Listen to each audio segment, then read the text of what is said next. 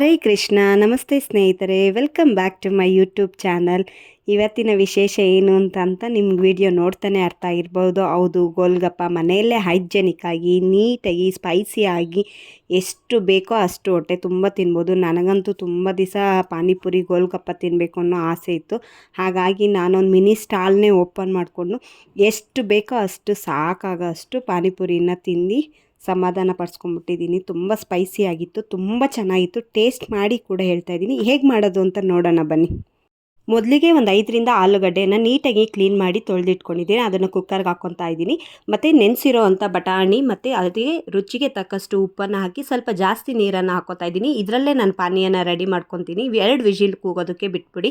Next ನಾನಿಲ್ಲಿ black ಸಾಲ್ಟ್ನ ತೊಗೊಂಡಿದ್ದೀನಿ. ಕೆಲವರು ಬ್ಲ್ಯಾಕ್ ಸಾಲ್ಟ್ ಯೂಸ್ ಮಾಡ್ಕೊಳ್ಳಲ್ಲ, ಬಟ್ ನಾನು ಬ್ಲ್ಯಾಕ್ ಸಾಲ್ಟ್ ಮನೆಯಲ್ಲೇ ಇರೋದ್ರಿಂದ ಯೂಸ್ ಮಾಡ್ಕೊತಾ ಇದ್ದೀನಿ. ನೀರಲ್ಲಿ ಹಾಕಿ ಸ್ವಲ್ಪ ಅದು ಕರಗೋದಕ್ಕೆ ಬಿಟ್ಬಿಡಿ. ಸ್ವೀಟ್ ಪಾನೀಯ ಮಾಡೋದಕ್ಕೆ ನಾನು ಬೆಲ್ಲ ತೊಗೊಂಡಿದ್ದೀನಿ. ಸ್ವಲ್ಪ ಒಂದು ಸಪ್ರೇಟ್ ಬೌಲ್ಗೆ ಬೆಲ್ಲನ ಹಾಕಿ ಮತ್ತು ಹುಣಸೆ ರಸನ ಜಾಸ್ತಿ ತೆಗೆದಿಟ್ಕೊಳ್ಳಿ.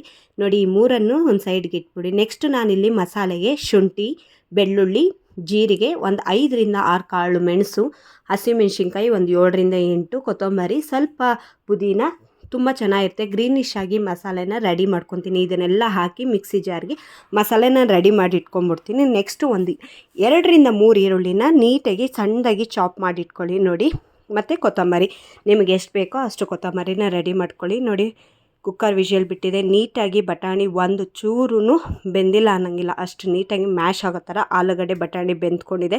ಇದರದೆಲ್ಲ ಸಿಪ್ಪೆಯನ್ನು ತೆಗೆದಿಟ್ಕೊಂಡು ನಾನು ಒಂದು ಸಪ್ರೇಟ್ ಬೌಲ್ಗೆ ಟ್ರಾನ್ಸ್ಫರ್ ಮಾಡಿ ಇಟ್ಕೊಂಡಿದ್ದೀನಿ. ಅದ್ರ ಮೇಲೆ ಬಟಾಣಿ ಕೂಡ ಹಾಕ್ಕೊಂಡು ಇದನ್ನು ನೀಟಾಗಿ ರೆಡಿ ಮಾಡ್ತಾಯಿದ್ದೀನಿ. ಇದಕ್ಕೆ ಚಾಟ್ ಮಸಾಲ ನೀವು ನೋಡಿ ಹಾಕ್ಕೊಳ್ಳಿ, ಬೇಕು ಅಂದರೆ ಹಾಕ್ಕೋಬೋದು, ಇಲ್ಲಾಂದರೆ ಬಿಡ್ಬೋದು. ಸ್ವಲ್ಪ ಅಚ್ಕಾರದ ಪುಡಿ ಮತ್ತು ರುಬ್ಬಿರುವಂಥ ಮಸಾಲೆ, ಏನು ನೀವು ಕೊತ್ತಂಬರಿ ಪುದೀನ ರುಬ್ಬಿರ್ತೀರೋ ಅದು, ಮತ್ತು ಸಣ್ಣದಾಗಿ ಹಚ್ಚಿಟ್ಕೊಂಡಿರುವಂಥ ಈರುಳ್ಳಿ ಮತ್ತು ಕೊತ್ತಂಬರಿನ ಹಾಕ್ಕೊಂಡು ನೀಟಾಗಿ ಕೈಯಲ್ಲೇ ಮಿಕ್ಸ್ ಮಾಡಿಟ್ಕೊಳ್ಳಿ.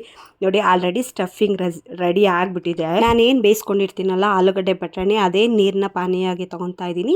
ಅದಕ್ಕೆ ಹುಣಸೆ ರಸನ ಸ್ವಲ್ಪ ಜಾಸ್ತಿಯಾಗಿ ತೊಗೊಂಡು ರುಬ್ಬಿರುವಂಥ ಮಸಾಲೆ ಕೂಡ ಹಾಕ್ಕೊಂಡು ಒಂದು ಸ್ವಲ್ಪ ಚಾಟ್ ಮಸಾಲ ಮತ್ತು ಬ್ಲ್ಯಾಕ್ ಸಾಲ್ಟ್ ಪೌಡ್ರು ಮತ್ತು ಈರುಳ್ಳಿ ಕೊತ್ತಂಬರಿನ ಹಾಕ್ಕೊಂಡಿದ್ದೀನಿ. ನೆಕ್ಸ್ಟ್ ನಾನಿಲ್ಲಿ ಸ್ವೀಟ್ ಪಾನೀಯ ಕೂಡ ರೆಡಿ ಮಾಡ್ತೀನಿ. ಎಲ್ಲ ಆಲ್ರೆಡಿ ನೀರಲ್ಲಿ ಹಾಕಿ ನೆನಾಕಿ ಇಟ್ಕೊಂಡಿದ್ದೀನಿ. ಅದಕ್ಕೂ ಕೂಡ ಒಂಚೂರು ಚಾಟ್ ಮಸಾಲ ಮತ್ತು ರುಬ್ಬಿರುವಂಥ ಮಸಾಲೆನ ಹಾಕಿ ಈರುಳ್ಳಿ ಕೊತ್ತಂಬರಿನ ಹಾಕಿ ರೆಡಿ ಮಾಡಿದ್ರೆ ನೋಡಿ, ಸ್ವೀಟ್ ಪಾನೀಯ ಕೂಡ ರೆಡಿ. ನಾವು ಮನೆಯಲ್ಲೇ ಇದನ್ನು ಕರೆದಿಟ್ಕೊಂಡಿದ್ದೀವಿ. ಈ ಪೂರಿ ಎಲ್ಲ ಹೋಲ್ಸೇಲ್ ಶಾಪ್ಗಳಲ್ಲೂ ಸಿಗುತ್ತೆ, ರಿಟೇಲ್ ಶಾಪಲ್ಲೂ ಸಿಗುತ್ತೆ. ನೋಡಿ, ಇದನ್ನು ನೀಟಾಗಿ ಕರ್ದು ಪೂರಿ ರೆಡಿ ಆಗಿಬಿಟ್ಟಿದೆ. ನೋಡಿ, ಒಂದು ಮಿನಿ ಸ್ಟಾಲೇ ರೆಡಿಯಾಗಿದೆ. ಇಷ್ಟು ಕೂಡ ಇಟ್ಕೊಂಡಿದ್ದೀನಿ. ನೋಡಿ, ಪೂರಿನ ಈ ಥರ ಹೋಲ್ ಮಾಡಿಟ್ಕೊಂಡು ಅದಕ್ಕೆ ಒಳಗಡೆ ಸ್ಟಫಿಂಗ್ ಮಾಡಿ ಒಂದು ಸ್ವಲ್ಪ ಈರುಳ್ಳಿ ಗಾರ್ನಿಷ್ ಮಾಡಿ ಕೊತ್ತಂಬರಿ ಹಾಕ್ಕೊಂಡು ಈಗ ಒಂದು ಲೋಟಕ್ಕೆ ಪಾನಿಯನ್ನು ಟ್ರಾನ್ಸ್ಫರ್ ಮಾಡಿಕೊಂಡು ನೀಟಾಗಿ ತುಂಬ ಜಾಸ್ತಿ ಆಲೂಗಡ್ಡೆ ಹಾಕ್ಕೊಂಡು ಸ್ಟಫಿಂಗ್ ಮಾಡ್ಕೊಳ್ಳಿ. ಪಾನಿ ಪೂರ್ತಿ ಉಯ್ಕೊಂಡು ಈಗ ತಿಂತಾಯಿದ್ರೆ ಸ್ವರ್ಗ ರೀ ಸ್ವರ್ಗ. ಮನೇಲಿ ಎಷ್ಟು ಬೇಕೋ ಅಷ್ಟು ಮಾಡ್ಕೊತೀನಿ. Thank you for watching my YouTube.